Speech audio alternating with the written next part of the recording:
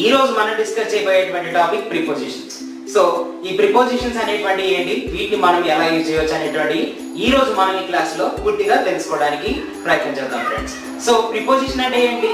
Preposition అంటే noun are subject యొక్క place గానీ టైం గానీ వాటి గురించి తెలియజేసేటువంటిదే మన ఈ ప్రిపోజిషన్. సో ఈ ప్రిపోజిషన్స్ మనం ఎలా వాడొచ్చు, ఎన్ని టైప్స్ ఆఫ్ ప్రిపోజిషన్స్ ఉన్నాయి ఇంగ్లీష్ లో అనేటువంటి ఒకసారి మళ్ళీ మనం చూద్దాం. అండ్ మెయిన్ గా మనకి కన్ఫ్యూజింగ్ అనిపించేటువంటి ఒక 3 ఉన్నాయి ఫ్రెండ్స్ ఈ ప్రిపోజిషన్స్ లో. అవేంటంటే ఇక్కడ మనం తీసుకున్నాం కదా, in, on and at.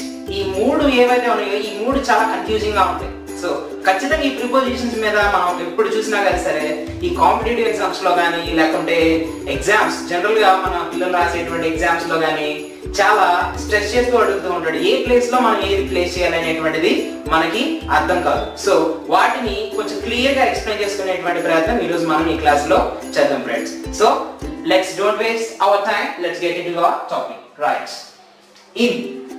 So in అంటే ఏంటి? ఇన్ అంటే తెలుగు అర్థం లో అని అర్థం. సో ఆ ఇన్ అంటే ఎట్లా మనం వాడొచ్చు, ఆ ఇన్ ని ఎలా యూజ్ చేసుకోవచ్చు అనేటువంటి, ఎక్కడెక్కడ వాడతారు ఇన్ అనేటువంటి మనం ఇప్పుడు తెలుసుకుందాం. The preposition in is used for non-specific time. For example, year and month. So years వచ్చినప్పుడు కానీ months వచ్చినప్పుడు కానీ మనం in అనేటువంటిది యూజ్ చేసుకుంటూ చెప్పొచ్చు అని చెప్పేసి చెప్తున్నాడు అన్నమాట. సో ఇంకా ఎక్కడెక్కడ వాడొచ్చు? in parts of the day, తర్వాత in the morning.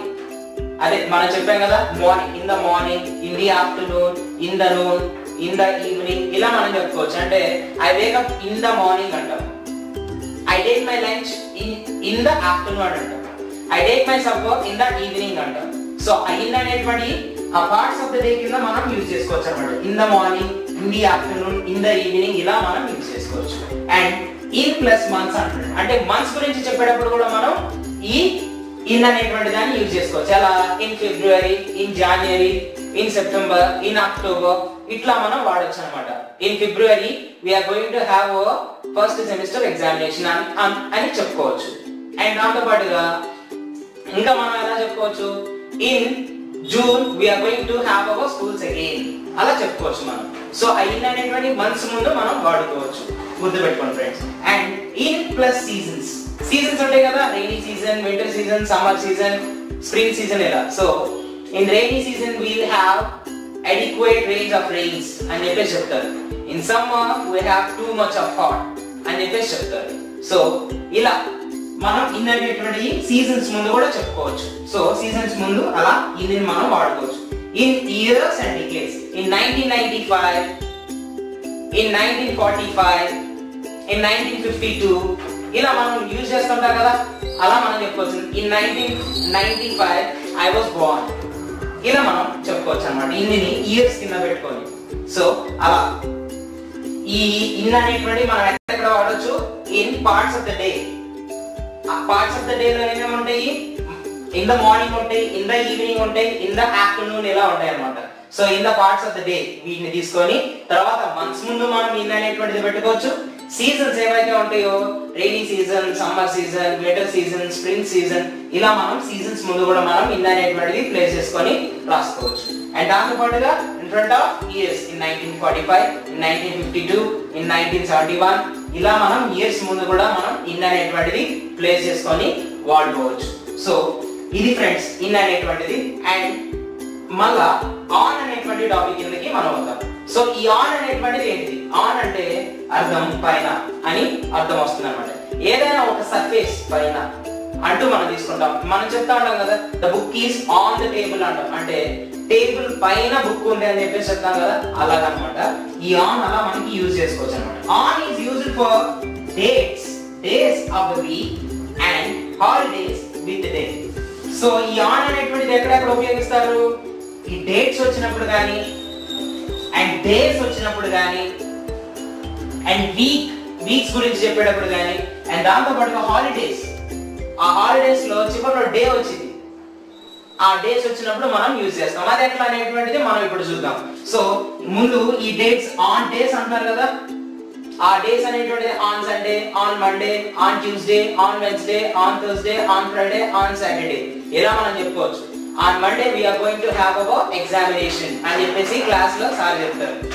And on next week we are going to have a tour అని చెప్పేసి మన ఆఫీస్ లో ఎవరైనా చెప్పుకోవచ్చు అన్నమాట. On next Monday, on next Sunday, on next Tuesday, on అనేటువంటి ఇలా డేస్ ముందు వస్తుంది అన్నమాట. సో on అనేటువంటిది డేస్ ముందు మనం పెట్టుకోవచ్చు.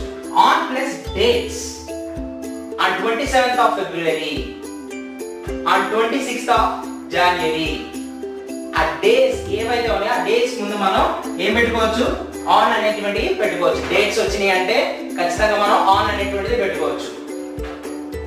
ఇలా మనం చెప్పుకోవచ్చు అన్నమాట. ఆన్ బర్త్డేస్ ముందు కూడా మనం పెట్టుకోవచ్చు. On 24th September I was born, on 25th September my sister was born.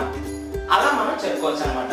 So ఈ ఆన్ అనేటువంటిది మనం ఎక్కడెక్కడ ఎక్కువ వాడతామంటే డేట్స్ వచ్చినా గానీ అండ్ బర్త్డేస్ ఇట్లాంటి అకేషన్స్ కి మనం ఏమనేది వాడొచ్చు, ఆన్ అనేటువంటిది వాడుకోవచ్చు. సింపుల్ గా రాసుకోవచ్చు అన్నమాట. అండ్ నెక్స్ట్ ఎట్ అనేటువంటిది చూద్దాం. సో ఈ ఎట్ అనేటువంటిది ఎక్కడ వాడతాం మనం, వద్ద. తెలుగు మీనింగ్ వచ్చి వద్ద అని. సో ఎట్ అనేటువంటిది మనం ఎక్కడ వాడతాం, it is used for specific times and holidays with out day. So ఒక హాలిడేస్ కానీ ఒక స్పెసిఫిక్ టైమ్స్ వస్తాయి, ఆ స్పెసిఫిక్ టైమ్స్ లో మనం యూజ్ చేస్తాం. సో అవేంటియో చూద్దాం. at hours అని చెప్పేసి అన్నారు, at night, at noon, at holidays without a day. So ముందు at hours అని చెప్పేసి చెప్తున్నారు అంతే. దాన్ని ఎలా చెప్పొచ్చు, I wake up at 6 o'clock, I go to bed at 9 p.m. every night, I go to school at 9 o'clock, I will return from my office at 7 o'clock. ఇలా మనం చెప్పుకోవచ్చు ఫ్రెండ్స్. సో ఎట్ ని మనం అలా యూజ్ చేసుకోవచ్చు.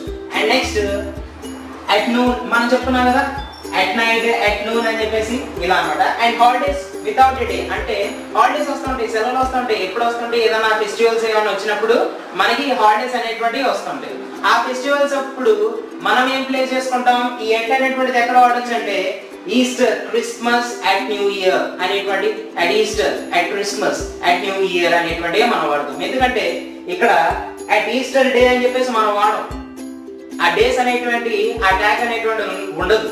కాబట్టి వీటి ముందు మనం ఏం పెడతాం, ఎట్ అనేటువంటిది మనం ప్లేస్ చేసుకుంటాం అనమాట. అట్ క్రిస్మస్ అంటామే కానీ అట్ క్రిస్మస్ డే అని చెప్పేసి మనం సో కాబట్టి ఆ క్రిస్మస్ అనేటువంటి దాని ముందు ఎట్ అనేది మనం ప్లేస్ చేసుకుంటాం. And next at New year అంటాం. సో ఈ న్యూ ఇయర్ ముందు ఏముంది, ఎట్ అనేటువంటిది ఉంది. సో న్యూ ఇయర్ డే అనం కదా, సో ఆ డే అనేటువంటిది మెన్షన్ చెయ్యము కాబట్టి మనం ఎట్ అనేటువంటిది ఇక్కడ ప్లేస్ చేసుకోవచ్చు. సో చూసారు కదా ఫ్రెండ్స్. సో ఫస్ట్ ఇన్ అనేటువంటిది, after the dawn and at. So ఈ విధంగా మనం సార్ట్ చేసుకోవచ్చు. మీరు గట్టిగా గుర్తుపెట్టుకోవాలి, ఇది చాలా చాలా ఇంపార్టెంట్ టాపిక్. అండ్ స్కూల్ కి వెళ్ళే పిల్లల దగ్గర నుంచి మనం కాంపిటేటివ్ ఎగ్జామ్స్ ప్రిపేర్ అయ్యేటువంటి వాళ్ళ వరకు ఖచ్చితంగా ఈ ప్రిపోజిషన్స్ అనేటువంటి టాపిక్ చాలా ఇబ్బంది పెడుతూ ఉంటుంది. ఏవి ఎక్కడ వాడుకోవచ్చు అనేటువంటిది మనం ఇక్కడ చక్కగా ఇచ్చుకున్నాము. వీటిని క్లాస్ మొత్తం ఒకసారి మళ్ళీ స్టడీ చేయండి. వీటి మీద మీరు కొన్ని ఓన్లీ ఎగ్జాంపుల్స్ మీరు బ్రేక్ చేసుకోండి. అంటే ఈ ఇన్ అనేటువంటిది ఎక్కడ వాడతాం, ఈ ఆన్ అనేటువంటిది ఎక్కడ వాడతాం, ఈ ఎట్ అనేటువంటిది ఎక్కడ వాడతాం అనేటువంటి మీ ఓన్ ఎగ్జాంపుల్స్ లో మీరు ప్రయత్నం చేసి రాయడానికి ట్రై చేయండి ఫ్రెండ్స్. సో చూసారు కదా ఫ్రెండ్స్, ఈ రోజు మన క్లాస్ చాలా ఇంట్రెస్టింగ్ ఉంది కదా. So that's all for today friends. So మీకు ఇంకేమైనా డౌట్స్ ఉన్నట్లయితే మేము మెటీరియల్ కూడా ప్రొవైడ్ చేస్తున్నాం. ఆ మెటీరియల్ లో మీరు ఒక్కొక్కసారి మళ్ళీ రిఫర్ చేసుకోవచ్చు. ఇంకా ఏమైనా డౌట్స్ ఉంటే you can mention in comment box section. So that's all for today friends. Thanks for watching our video. Have a good day.